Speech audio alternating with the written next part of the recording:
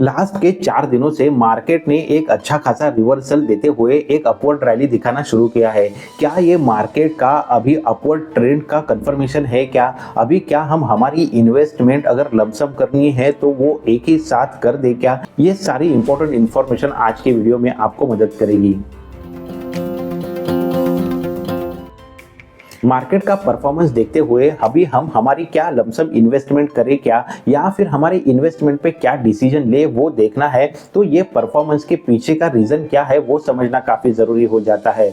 अभी अगर फिलहाल की हम मार्केट की परफॉर्मेंस देखें तो उसके पीछे के काफी एक सीरीज ऑफ रीजन है, ऐसा हम बोल सकते हैं, जो रीजन काफी पॉजिटिव ही है। अगर हम 15 अगस्त का मोदी जी का भाषण ही देखें तो वो ही एक पॉजिटिव इवेंट रहा है, जिसके वजह से हमें मार्केट में गैप अप ओपनिंग मंडे को देखने मिली। देखो, जो इंपॉर्टेंट पॉइंट भाषण में बोला गया वो जीएसटी को लेकर था। अगर जीएसटी को हम देखें तो फिलहाल हम देख सकते हैं कि मल्टीपल सेक्टर्स है जहां पे जीएसटी एप्लीकेबल हो रहा है, और इसी वजह से काफी सारे ऐसे भी प्रोडक्ट्स है जहां पे सभी के लिए, फिर वो गरीब हो या फिर अमीर हो, उनको उस चीज के लिए ज्यादा जीएसटी पे करना हो रहा है। तो इसी जीएसटी में यूनिफॉर्मिटी लाने के लिए आने वाले दिवाली तक हो सकता है कि ये जीएसटी में एक रिफॉर्म एक्सपेक्टेड है, और उसी वजह से आने वाले समय में जीएसटी में केवल 2 ही जीएसटी के सेक्शंस हो सकते हैं, ऐसा माना जा रहा है। यानी जो भी जीएसटी देना है वो आइदर 5% का हो सकता है या फिर 12 या 18% का हो सकता है, और इसी को मार्केट ने अभी पॉजिटिवली लिया भी है। और इसका अगर आप डायरेक्ट से इम्पैक्ट देखोगे तो वो हमें ऑटो सेक्टर पे दिखाई दे रहा है या फिर एफएमसीजी सेक्टर पे दिखाई दे रहा है। ऑटो सेक्टर पे आप देखोगे तो अभी छोटी गाड़ी भी हो तो उसके ऊपर 28% का जीएसटी देने पड़ रहा है, लेकिन समझो आने वाले समय में ये जीएसटी कम होके 12% या 18% भी हो जाता है तो वो ये इंडस्ट्री के लिए एक काफी पॉजिटिव संकेत है।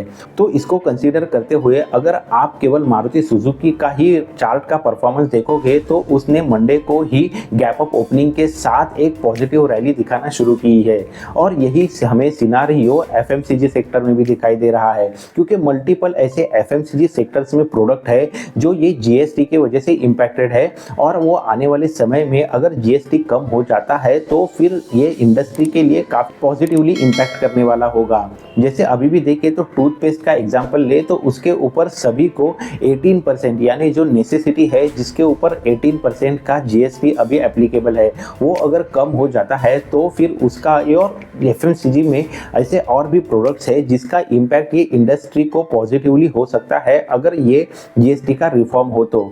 और उसी को पॉजिटिवली लेते हुए एफएमसीजी में रैली देखने मिल रही है। अगर आप एचयूएफ का ही चार्ट देखो तो यहाँ से हमें ये परफॉर्मेंस नजर आ रहा है। इसी भाषण में मोदी जी ने और भी कुछ ऐसे पॉइंट्स बोले हैं जिसका मार्केट ने पॉजिटिवली इम्पैक्ट लिया है। इसके डिटेल के लिए आप जो रिसेंटली वीडियो बनाया था इसको एक बार ज़रूर देख लें। इसी के साथ अगर ग्लोबल इवेंट की बात करें तो पुतिन और ट्रंप, इनके बीच में भी जो डिस्कशन हुआ है वो भी काफ़ी इंपॉर्टेंट सिनारियो अभी के लिए हो रहा है। ये डिस्कशन से देखो कॉन्क्रीट कुछ भी डिसीजन बाहर नहीं आ रहे हैं, लेकिन ये डिस्कशन से ये तो समझ में आ रहा है कि रशिया जिनके साथ भी अपने ट्रेड कर रहा है उनके ऊपर यूएस हो सकता है कि कुछ रिलैक्सेशन दिखाए। जैसे पहले इंडिया भी रशिया से ऑयल खरीदी कर रहा है, इसके लिए ट्रंप ने हेवी टैरिफ इंडिया पे लगाया था, उसको हो सकता है आने वाले समय में रिलैक्सेशन ट्रंप से मिल जाए, और उसी वजह से अभी भी एक पॉजिटिव सिनारियो हमें मार्केट में देखने मिल रहा है। और जैसे लास्ट के वीडियो में भी मैंने बताया था वैसे एक ग्लोबली पॉजिटिव इम्पैक्ट हमारे मार्केट के लिए भी बोला गया है, और वो यूएस में जो एस&पी ग्लोबल की रेटिंग है उसको लेके है। जो रेटिंग हमारे इंडिया के लिए अभी अपग्रेड कर दी गई है, जो BBB- थी उसको BBB में कन्वर्ट किया गया है, यानी उसके अपग्रेड कर दिया गया है, जो हमारे मार्केट के लिए एक पॉजिटिव न्यूज़ है, और जिसके वजह से एफआईआईज भी अभी यहाँ पे अट्रैक्ट होते हुए नजर आ रहे हैं।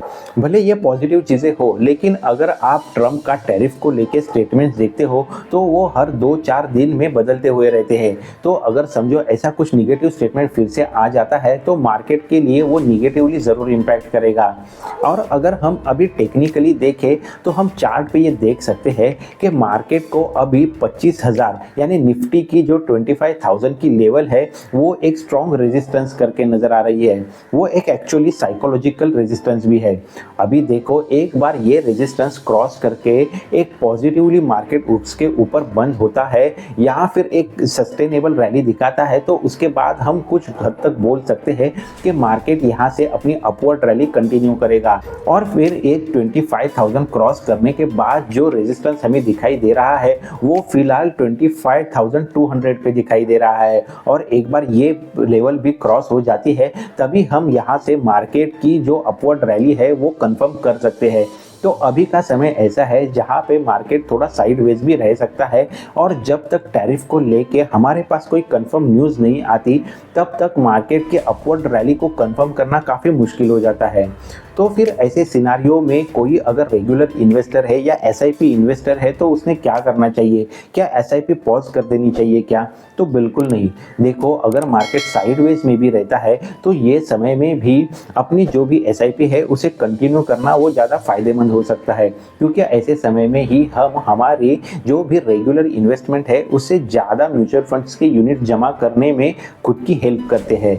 और देखो अगर हमने प्रीवियस भी मार्केट का परफॉर्मेंस देखा है वैसे ये लेवल से मार्केट कुछ हद तक गिर भी जाए तो 10-15% भी वो गिर जाता है तो भी वो आने वाले 6 या 1 महीने में फिर से रिकवरी देता है, जो हमने लास्ट के हिस्टोरिकल परफॉर्मेंस से देखा हुआ है।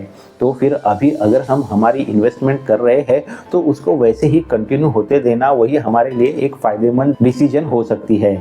ऐसे ही मार्केट अपडेट के साथ, स्टॉक या म्यूचुअल फंड के एनालिसिस के साथ या फिर मनी कंसेप्ट्स के साथ नॉलेजेबल इन्फॉर्मेटिव वीडियोस इस चैनल पे आते रहते हैं जो आपको ज़रूर मदद कर सकते हैं। तो आप चैनल को ज़रूर सब्सक्राइब करें। जल्दी मिलते हैं ऐसे ही इन्फॉर्मेटिव नॉलेजेबल वीडियो में। Thanks for watching.